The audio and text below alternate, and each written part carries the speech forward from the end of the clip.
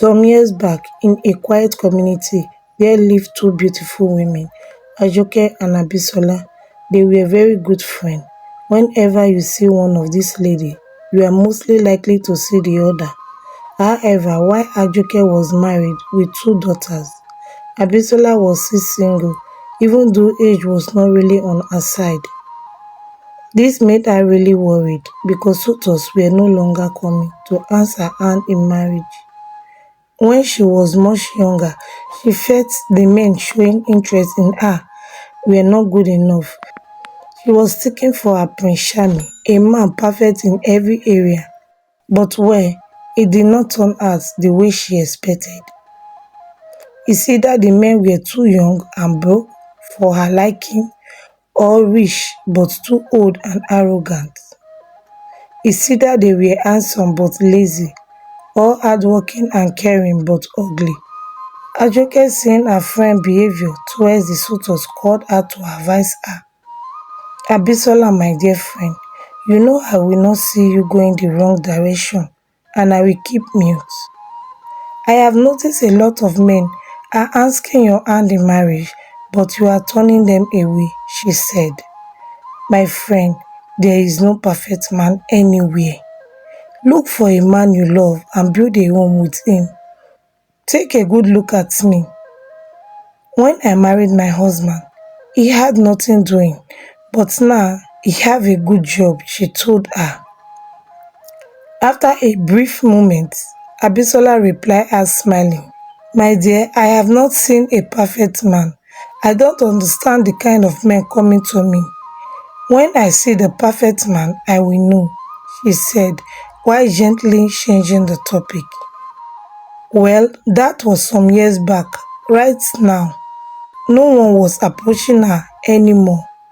Meanwhile, her friend Ajoke was very happy in her home. Though they live in a humble two-bedroom apartment with their two daughters, they were happy. Her husband, Mr. Tunde, was a good man. He took very good care of his wife and kids with the money he earned. He worked offshore as a cook in the white man's ship. So he stayed at sea for 3 weeks and he will come back to his family the following week. When coming back, he will carry alongside provision and food supply for his family from the ship. This made Ajoke very happy and always sing praises of her husband to anyone who cares to listen, most especially to Abisola, her best friend. My dear, I am the luckiest woman in this world. Do you know my husband store all his supplies given to him by the captain and bring them to me when coming back home? She will tell Abisola, wow, you are so lucky. I pray I have a caring husband like him to take good care of me. Abisola will reply, wishing she was in Ajoke's shoes. Ajoke was having the best time of her life, but trouble was lurking at the corner. Abisola was gradually developing a subtle bitterness in her heart. She was unmarried, but her best friend was married to a caring husband with two beautiful daughters. She wished she was in her shoes, even though she was nursing this bitterness in her heart. She kept it hidden and maintained her friendship with Ajoke.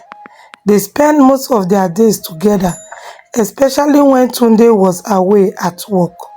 They go to the market together and cook and eat from same plates. Their friendship was so tight, if you pour water on it, it will not leak through. Most Sundays, they wear matching outfits when attending the village Catholic parish. They were members of the choir group of the church. They were very fond of each other. After some time, Tunde opened a big fabric store for Ajoke in the village market square. He had been saving part of his wages for some time but kept it a secret, waiting for the right moment to surprise her.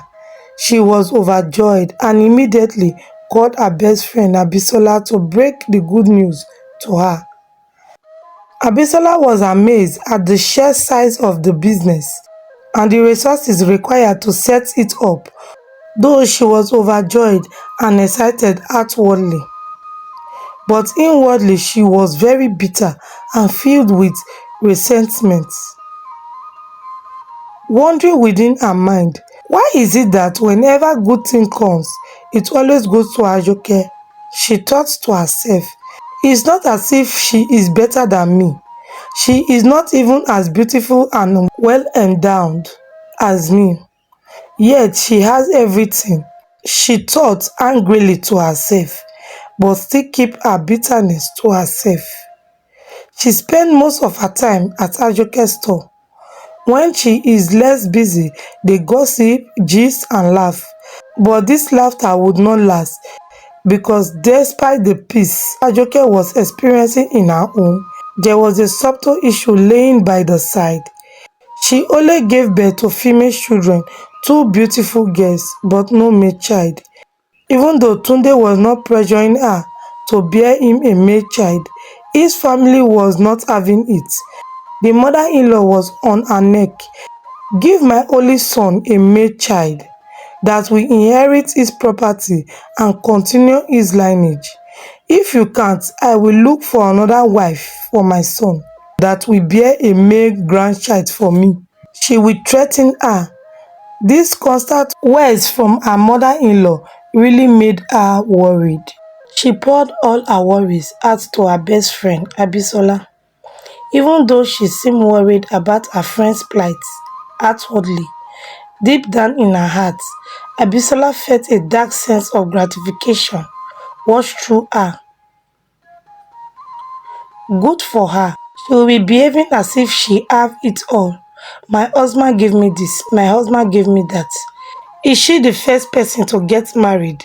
Let her bear her cross, Biko. She thought to herself with a wicked smile across her face. Soon, Tunde started noticing the sad look on his wife's face. So, with a great concern, he called her one evening. My dear wife, what is the matter? I have known you for a couple of years now, and I must say, you are one of the most cheerful people I have come across. Your smile can mend a broken heart. But how come you are so moody? He queried. Or am I not treating you right in this home? Please let me know so I can apologize to you. He said. For some time, Ajoke was quiet. Then in a calm voice, she replied her husband, my dear husband, you have not offended me in any way. In fact, I considered myself the luckiest woman because of your great love towards me and our kids, she said. But I'm so sad because I have not given you a male child yet. And your mother is threatening to bring in another woman into this home to give you male children, she said, sobbing softly. Tunde was touched but reassured her of his faithfulness to her. My dear wife, don't work yourself up for nothing. I'm here by your side. I'm happy with our two daughters, whether you give me a male child or not. So, share up. He reassured her, gently wiping her tears off with his handkerchief. With these words from her husband, Ajoke felt more secure, though the mother-in-law kept on disturbing and pestering her. Even though the husband was not disturbing her, she was very worried because her last daughter was not a baby anymore and she needed to give birth to more children for her husband, but pregnancy was not forthcoming as she expected. So she started visiting the village midwife to prepare herbs for her to drink that will make her fertile so she can conceive once more. She also meets her regularly to receive a special type of massage around her tummy section to help her conceive. This type of massage aimed at setting the womb in the right position so the women can get pregnant very fast. It is still very popular in Africa to date. After some months of visiting the midwife, but yet no result. She was bitter and unhappy. Frustrated, she threw the herbs away. She had given up on ever getting pregnant anymore. But miraculously, that very month, she discovered she was pregnant. She was overwhelmed by joy. She just can't believe her eyes. Out of joy, she broke the good news to her best friend. This made Abisola very angry and unhappy. Out of jealousy, she started plotting secretly within her heart to eradicate Ajoke, but she was not aware of her friend's bad intention. She see her as a sister. Whenever she wants to make a new dress, she makes sure there is enough fabric for both of them. Ajoke had good intention for her friend, not knowing that Abisola was a green snake under the green grass. When Tunde came back from sea, and Ajoke broke the news of her pregnancy to him, he was overjoyed. He too was not happy about his wife's inability to give him more children, but he did not make his worries known to his wife so she will not feel bad. So the next day they went to the missionary hospital in the next community, few kilometers from their village. It was there they made a shocking discovery. Hey, before we jump right back into this story, today's warm up goes to Miss Eunice watching our video from Florida and Dina watching from Trinidad and Tobago. Thanks so much for the love and support.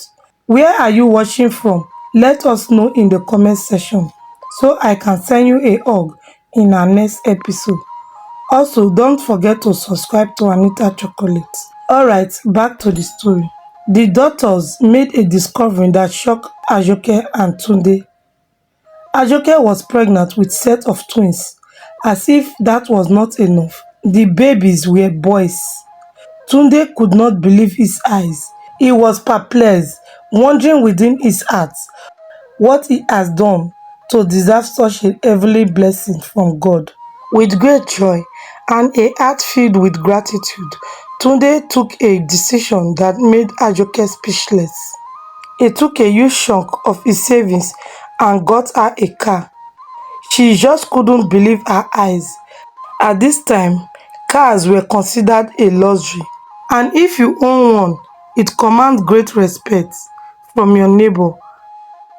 My sweet honey, Tunde called his wife lovingly. I don't want you to stress yourself and the babies at all when I'm away. Use this car for ease of movement. He said, patting her lovingly. She was overjoyed.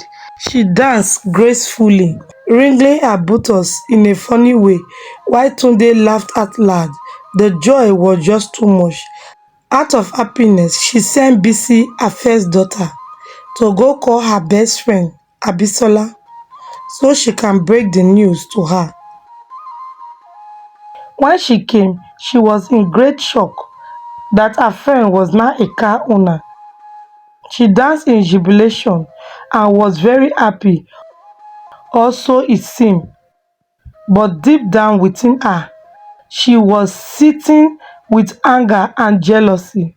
When she got home, she made up her mind to unalive Ajoke and take her place as the woman of the house.